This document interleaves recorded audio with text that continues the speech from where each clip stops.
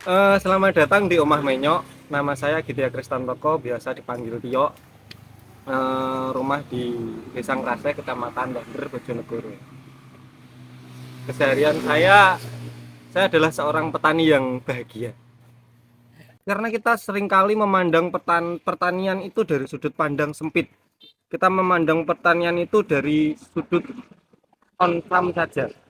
Padahal di sisi lain, ketika kita bergerak di bidang off farm, di luar konteks lapangan, di luar lahan itu sesungguhnya yang lebih menguntungkan. Karena petani itu sebenarnya jangan jangan memandang dari sudut budidaya saja, kita harus melihat dari sisi luas. Ada olahan hasilnya, ada pemasarannya, ada edukasi pertaniannya, ada banyak hal yang harus kita sentuh dari bidang pertanian itu. Karena ketika kita masih melihat dari sudut pandang tani, ya sekedar tani klutuk, tani hutun yang bergerak di bidang on farm, eh, kita terlalu sempit saja melihat pertanian.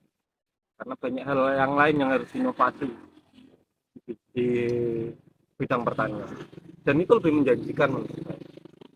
Sebenarnya Omah Menyok itu berangkat dari eh, sering kali kita lihat di depan rumah sini tuh dulu tahun 2000-an,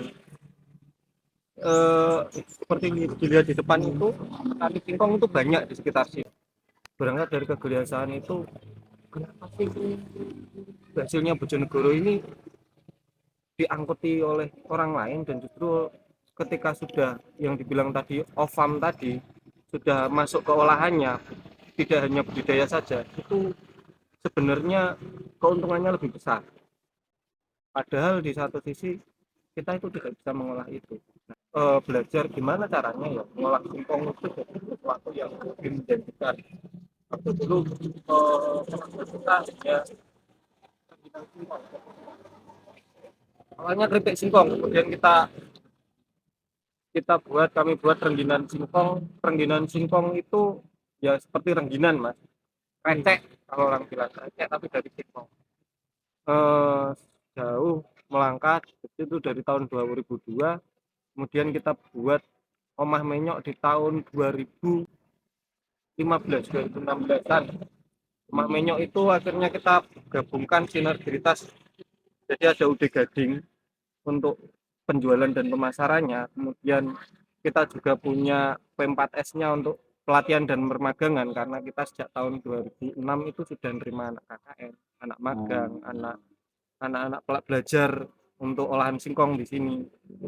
Dan kita melangkah lagi ke edukasinya untuk anak kecil-kecil, karena anak kecil-kecil itu kenapa perlu, saya merasa bahwa segmen anak kecil itu, anak-anak untuk anak sekolah itu perlu, karena kepekaan terhadap olahan hasil pertanian, terhadap pertanian ini harus sejak dini mungkin.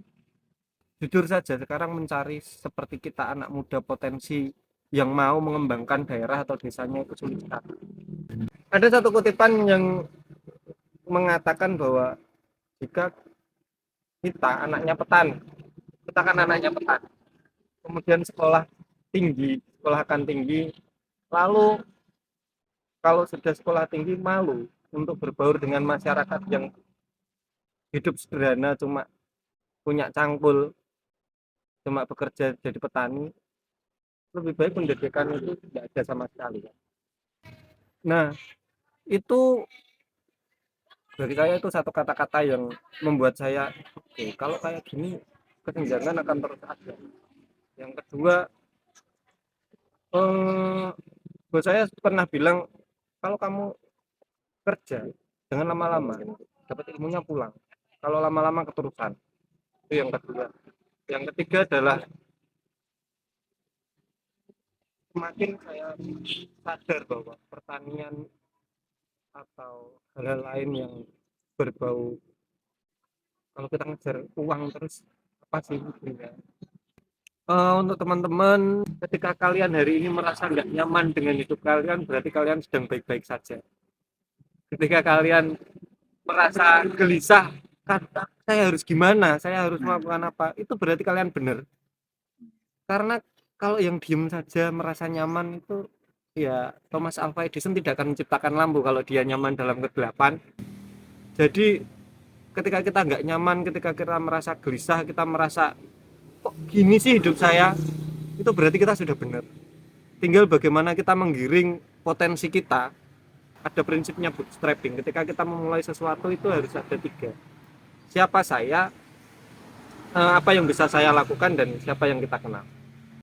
Oke, itu dari saya. Salam sukses dari nol. Oke.